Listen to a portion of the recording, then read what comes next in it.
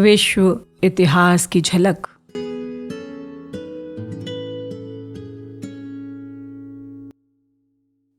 आइए आज जानेंगे भारतीयों ने अपनी कार्यकुशलता से कैसे विदेशी मंडियों पर कब्जा किया।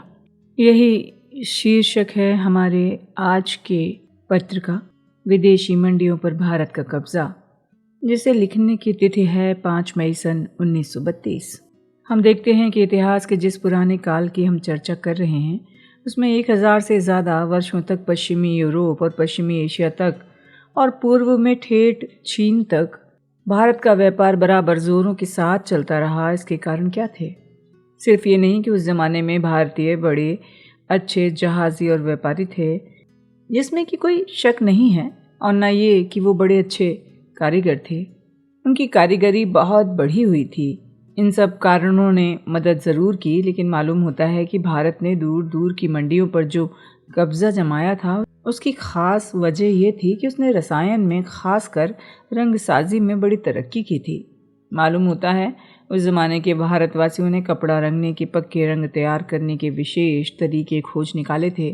वो नील के पौधे से नीला रंग बनाने का विशेष तरीका जानते थे। तुम देखोगी नील का इंडिगो नाम ही इंडिया से निकला है। ये मुमकिन है कि फौलाद पर अच्छा पानी चढ़ाने और फौलाद के बढ़िया औजार बनाने का तरीका पुराने भारतवासियों को मालूम था।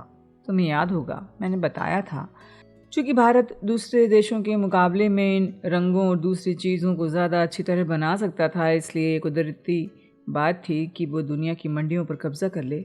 जिस आदमी या मुल्क को दूसरे आदमी या मुल्क की बनिस्बत बढ़िया औजार या किसी चीज़ को बनाने का अच्छा और सस्ता तरीका मालूम है, वो आखिर में दूसरे आदमी का मुल्क या धंधा छीन लेगा जिसके पास ना उतने औजार हैं ना उतना अच्छा तरीका।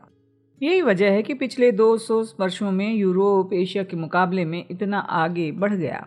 नई खोजों और आविष्कारों ने यूरोप को नए नए बलशाली औजार दिए हैं और चीज़ों को बनाने के नए नए तरीके बतलाए हैं। इनकी मदद से उसने दुनिया की मंडियों पर कब्जा कर लिया और मालदार और बलशाली हो गया। और दूसरे कारण थे जिन्होंने उसे मदद पहुंचाई। लेकिन फ़िलहाल मैं इतना कहना चाहता हूं कि तुम ये विचार करो कि औजार कितने महत्व की चीज़ है। एक बार बड़े आदमी ने कहा था कि मनुष्य औजार बनाने वाला प्राणी है और शुरू के ज़माने से आज तक मनुष्य जाति का इतिहास ज़्यादा से ज़्यादा कारगर औजार बनाने का इतिहास है।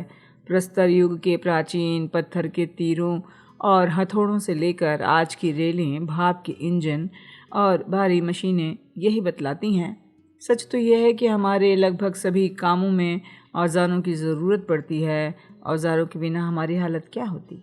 औजार अच्छी चीज़ है, इससे काम हल्का हो जाता है, लेकिन औजार का इस्तेमाल बुरा भी किया जा सकता है। आरी एक काम की चीज़ है, लेकिन एक बच्चा उससे चोट पहुंचा सकता है, खुद को भी दूसरों को भी। हमारे उपयोग की चीज़ों में चाकू एक सबसे ज़्यादा काम की चीज़ है। हर स्काउट को चाकू रखना चाहिए, लेकिन एक नादान आदमी इसी चाकू से दूसरे की जान ले सकता है। इसमें चाकू का कोई दोष नहीं है, कसूर उस आदमी का है जो इस औजार का दुरुपयोग करता है। इसी तरह खुद अच्छे होते हुए भी आधुनिकतम मशीनों का तरह तरह से दुरुपयोग किया गया है और आज भी किया जाता है। लोगों के काम के बोझ को हल्का करने के बजाय मशीनों ने बहुत करके उनकी ज़िंदगी पहले से भी ज़्यादा बुरी बना दी है।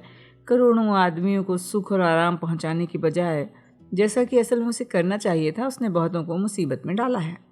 उसने सरकारों के हाथ में इतनी ताकत दे दी है कि वो युद्धों में लाखों लोगों की हत्या कर सकते हैं। इसमें मशीन का कसूर नहीं है, बल्कि उसके दुरुपयोग का है।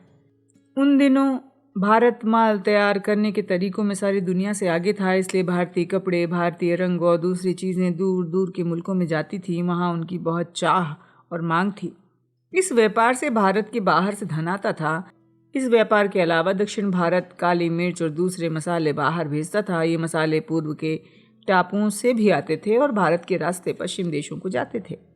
रोम और पश्चिम के देशों में काली मिर्च की बहुत कीमत थी। कहा जाता है कि गोथों का एक सरदार एलरिक, जिसने 410 ईस्वी में रोम पर अधिकार किया था, 300 पौंड काली मिर्च वहाँ से ले गया था। ये सब काली मिर्च या तो भारत से या भारत के रास्ते से गई होंगी।